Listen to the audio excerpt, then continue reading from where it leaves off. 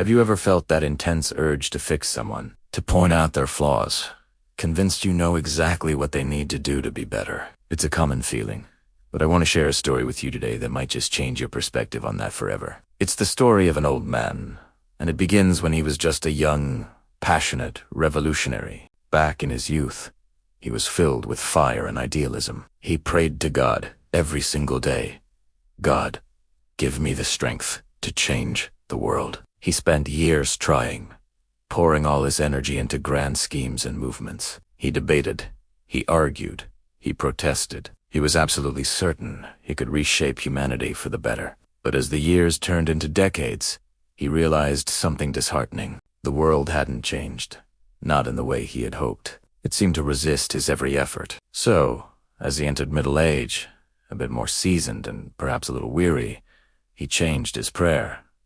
He thought, okay, maybe the world is too big a project. It's too vast, too complex. So he started praying, God, just give me the strength to change my family and my closest friends. He shifted his focus from the masses to the people right in front of him.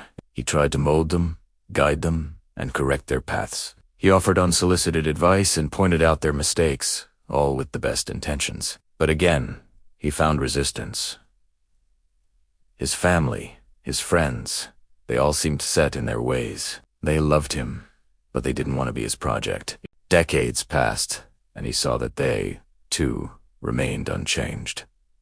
Now, the man was old. He was lying on his deathbed, reflecting on his long life. The fire of his youth was now a gentle ember, and with the clarity that often comes at the end, he finally understood. In his final moments, he whispered a new prayer, one he had never considered before. He prayed, God, please, just give me the strength to change myself. And as he said those words, a profound thought struck him like a bolt of lightning. He realized, if he had only started with this prayer from the very beginning, if he had focused on changing himself first, his entire life would have been different. By becoming a better person, more patient, more understanding, more compassionate, he would have set an example. His transformation would have inspired his family and friends. They might have seen the positive change in him and been moved to change themselves, not because he forced them, but because they wanted to.